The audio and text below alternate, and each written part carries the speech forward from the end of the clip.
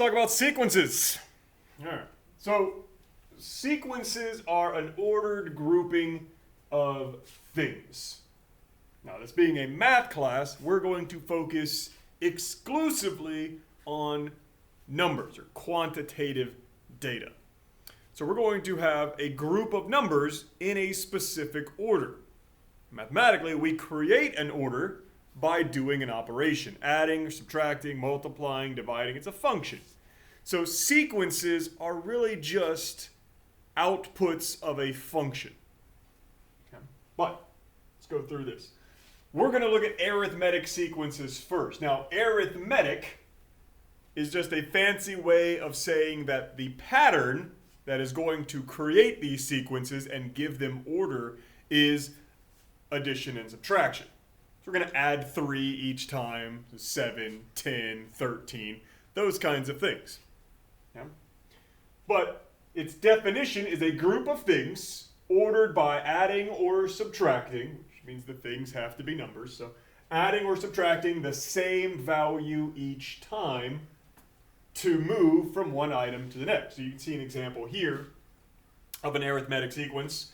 3, adding 4 gets me to the next term, 7. Adding 4 again gets me to the next term, 11.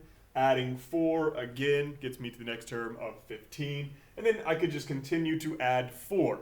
As long as we are adding only 4 each time, or to go backwards, subtracting 4, then it remains arithmetic because the difference between successive terms is 4, always. It's the same. It remains constant.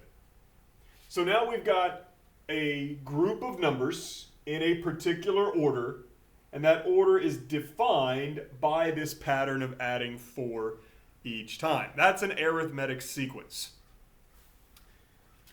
But we need some vocabulary. We're talking about sequences here, and clearly, as being math, we're going to add our own little vocabulary to it. So let's look at that.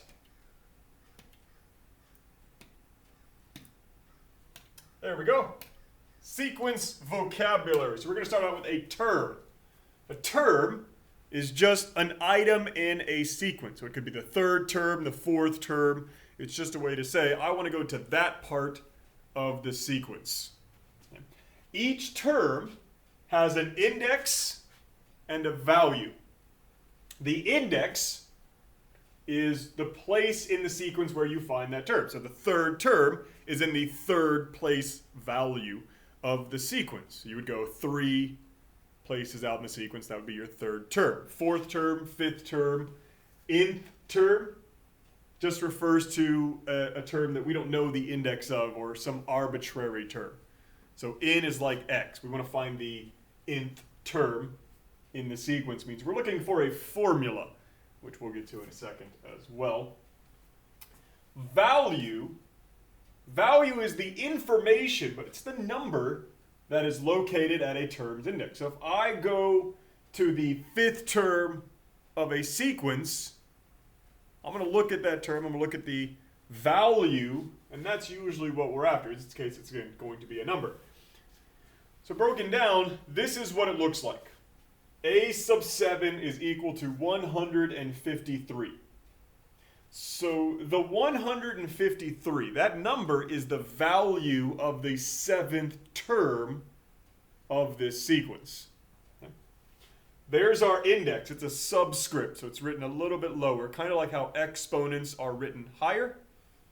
Subscripts are written lower, and these are index values. You've probably seen them in science, but it's just a subscript to tell us the indexing of this term. This is the 7th term of the sequence. It has a value of 153, and the A is just a name. So A, B, C are what we typically use for sequences because they're arbitrary in math, but it's just the name. So if it's sequence A sub 1, A sub 2, A sub 3. If it's sequence B, it would be B sub 1, B sub 2, B sub 3 to index that particular sequence. Okay.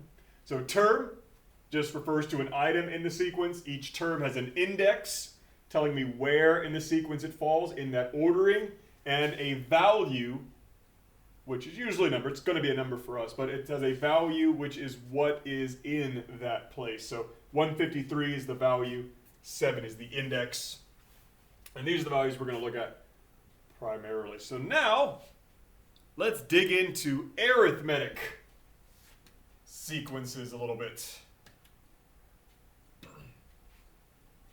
Okay. So remember, from the very first slide, an arithmetic sequence is a specific pattern. It is adding or subtracting the same amount each time. And on that example, we added 4. But not all arithmetic sequences use the same difference. So there's a very easy way to find that difference. It is a sub t minus a sub I divided by t minus I, which again, this is just the slope formula. It's using the vocabulary from sequences, but this is just a slope. It's y2 minus y1 over x2 minus x1, effectively. Okay. But if we break it down, if I know a sequence is arithmetic, so somewhere they're going to tell me the sequence is arithmetic, and I know 2 of the terms in the sequence with index values of I and t, and I'm using I and t for initial and terminal. So I know the first term or a term that begins the sequence and a term that ends it. Doesn't have to begin it, but I know an initial and a term. I know 2 index values of the sequence. Then the difference between successive terms, successive being first, second, third, fourth in sequence, is found by this formula. So I would apply this formula. And then down here we have an example. So let's say I know that the 7th term in the sequence has a value of 12. The 50th term in the sequence has a value of 227. And it's an arithmetic sequence. Then to find the difference from one term to the next, I would do a sub 50, so the value of the 50th term minus the value of the 7th term, divided by the difference in their indexes, so 50 minus 7. And then I replace a sub 50. If I go to the 50th term, and I look in that place value, I have a value of 227. So I put the 227 there.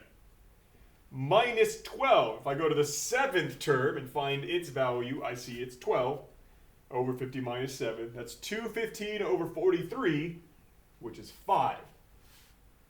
So that tells me that if I want to go from one term to the next, so if I'm at the 3rd term and I want to go to the 4th term, all I have to do is add 5 for this sequence. So for instance, the 8th term would just be 12 plus 5, so 17. A sub 8 would be 17. And I can begin to move through this arithmetic sequence that way. It's just adding each time. If I want to go backwards, subtraction.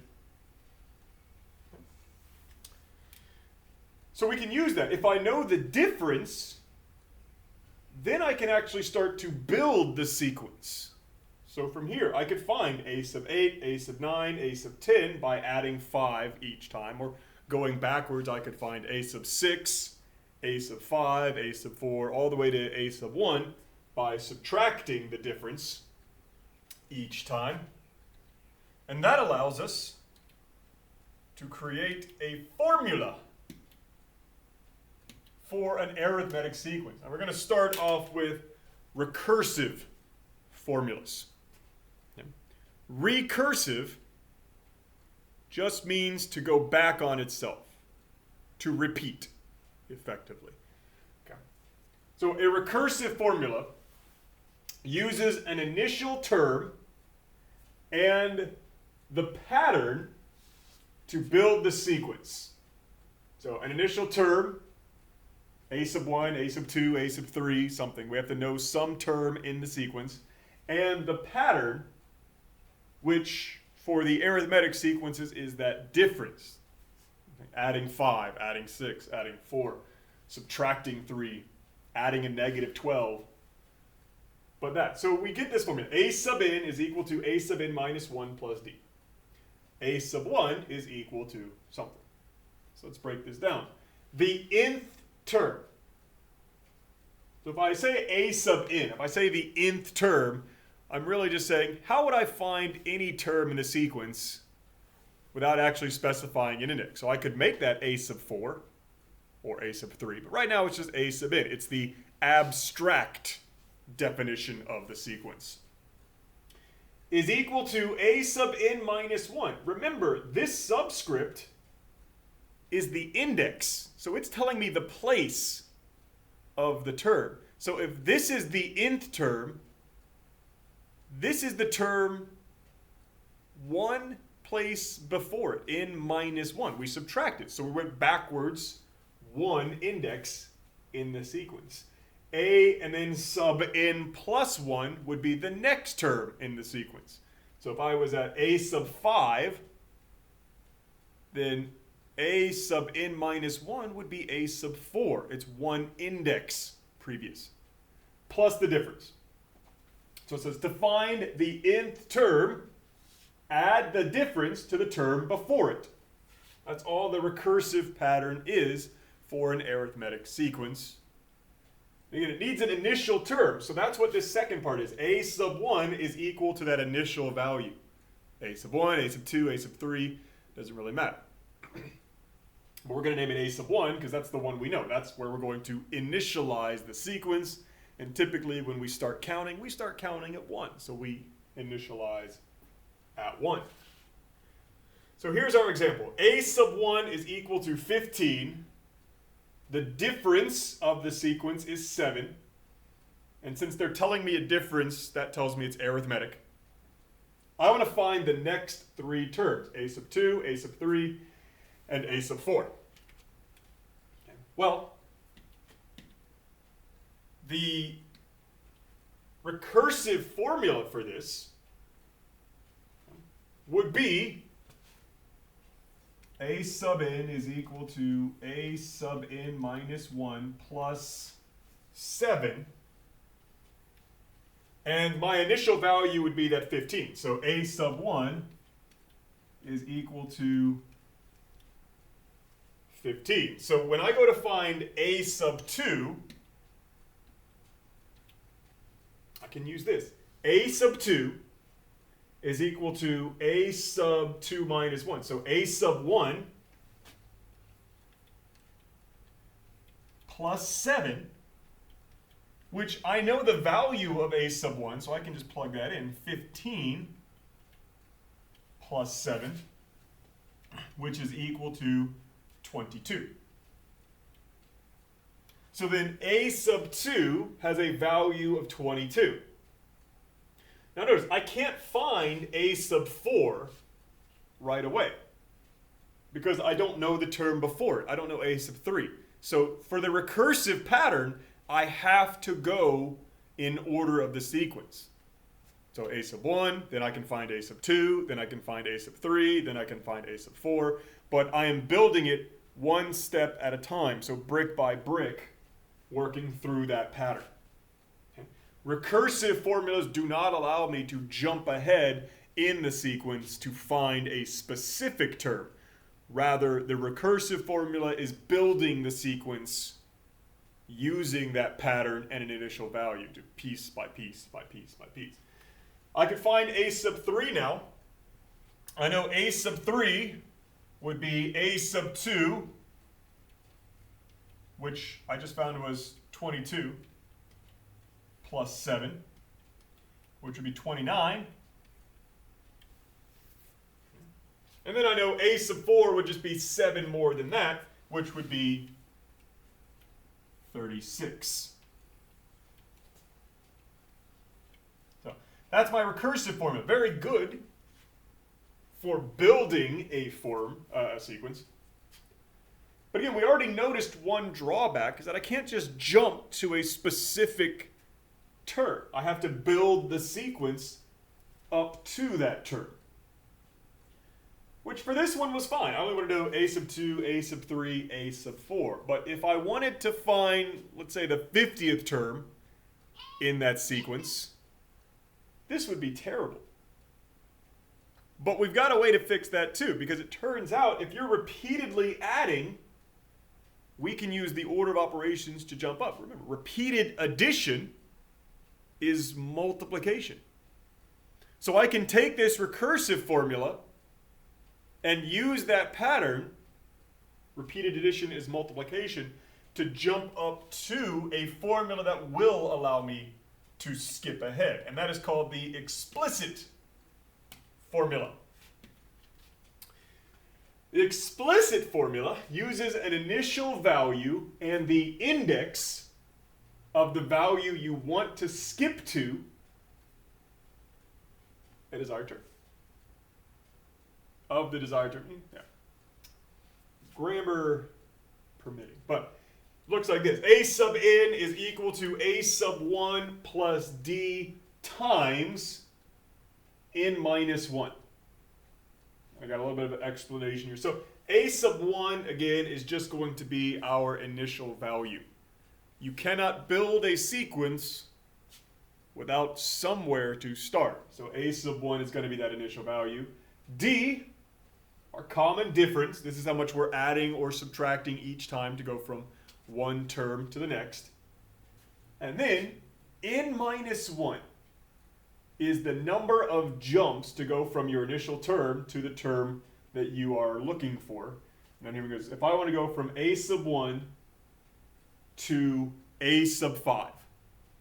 I don't want to find a sub 2, a sub 3, a sub 4. I want to go straight from a sub 1 to a sub 5. That would be 1, 2, 3, 4 jumps, which is 5 minus 1. And it turns out it's always one less than the index you're looking for, the terminal index.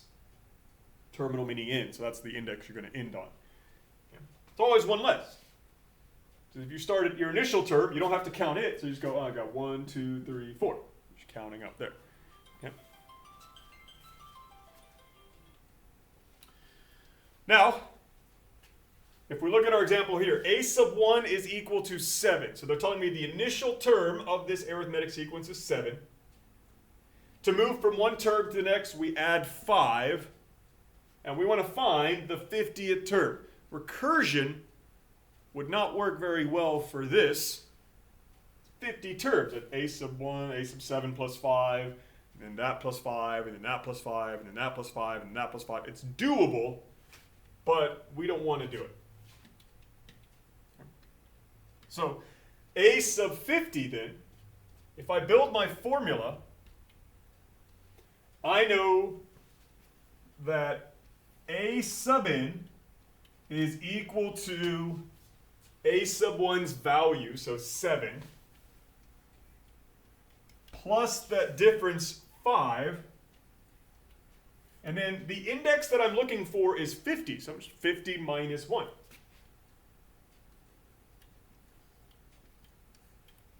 Actually, let's write that as n minus 1 so we can see how to use that formula. Oops, didn't change over. There we go. So that would be our explicit formula, and then I'm going to use that to find a sub 50, which would just be plugging the 50 into n. So it would be 7 plus 5 times 50 minus 1. And you can see you could simplify this, which I will do in just a second as well, but let's work this first. So 7 plus 5 times 50 minus 1 would be 7 plus 5 times 49. Again, none of this math is really that challenging. We could do a lot of this in our heads, but we of course want to write it out so we can see, one, the work, and two, if we made a mistake, we can go back and check to see where we made that mistake. But 7 plus 5 times 49 is 252. So in this case, the 50th term has a value of 252.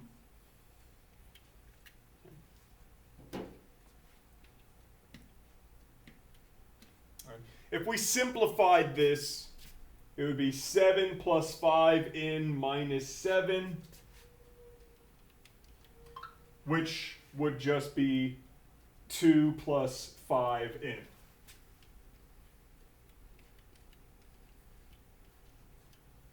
Simplified. And you can notice that that is linear. It's mx plus b. So we got that linear pattern. Arithmetic sequences are linear functions. Recursive, explicit. There we go. You've got that on Khan Academy now. So good luck. If you need any extra assistance, email me. And then you've got that video.